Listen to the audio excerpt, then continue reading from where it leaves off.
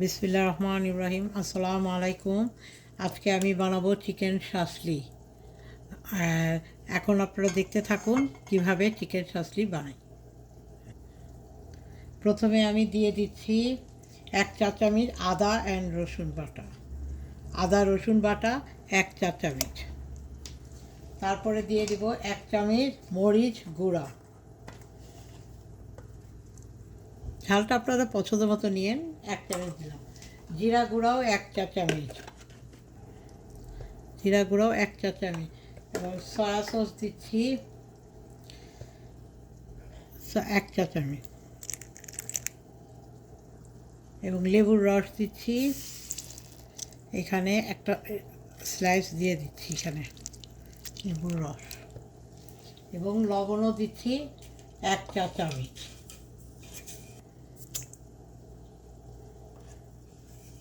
ধনিয়া গুঁড়া 1 চা চামচ, ধনিয়া গুঁড়ো। এখন সব কিছু সুন্দর করে ম্যারিনেট করে নেব।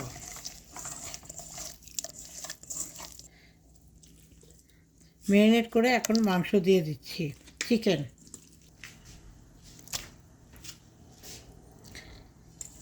এখন আমি এটা ম্যারিনেট করে নিচ্ছি। আমার ম্যারিনেট করা হয়ে গেছে। আর 30 মিনিট আমি ম্যারিনেট করে রাখবো, তারপরে আসতেছি ফিরে। আমি এখন এখানে capsicum, red onion and orange কালারের ক্যাপসিকাম অ্যান্ড হ্যালাপিনো দিয়ে দিচ্ছি। এই মশলার মধ্যে মাখিয়ে নিচ্ছি।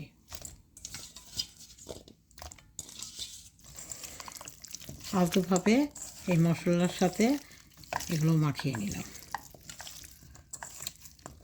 আমি এখন এগুলো গেঁথে নিচ্ছি। এখানে মাংস দিচ্ছি, ক্যাপসিকাম, এভাবে নিজের মতো করে আপনারা এইভাবে করে সাজিয়ে নেবেন। আপনারা এইভাবে করে গেঁথে নেবেন। এইভাবে করে আমি সবগুলো করে আসতেছি। এখানে আমি 2 টেবিল চামচ কেচাপ নিয়েছি আর 1 টেবিল চামচ সরিষার তেল দিচ্ছি। 1 টেবিল চামচ বেশ। এটা সস বানিয়ে ফেলছি। এই সসটা যখন আমি ভাজবো তখন এটা কাজে লাগবে। এটা আমি নেড়ে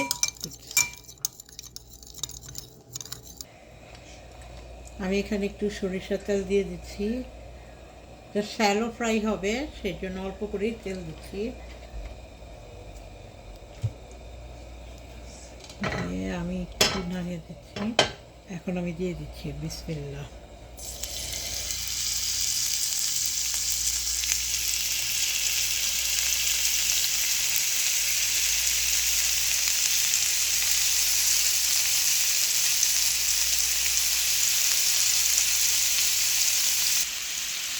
এখন আমি উল্টিয়ে দিচ্ছি।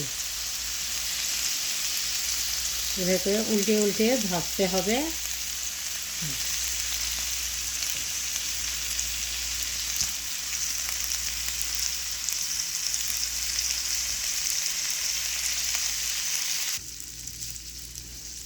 এখন আমার অর্ধ সিদ্ধ হয়ে গেছে। আমি একটু সস লাগিয়ে নেব। সবগুলোর গায়ে একটু সস লাগিয়ে দিচ্ছি। আমি একটু উল্টিয়ে দিয়েছি, দিয়ে এই সস যে বানিয়েছিলাম সেটা আবার দিয়ে দিচ্ছি।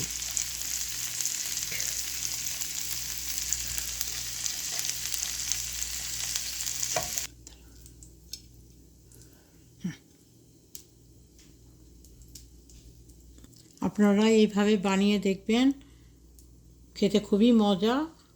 আপনারা এইভাবে বানাবেন এবং আমার সাথে থাকবেন। আসসালামু আলাইকুম।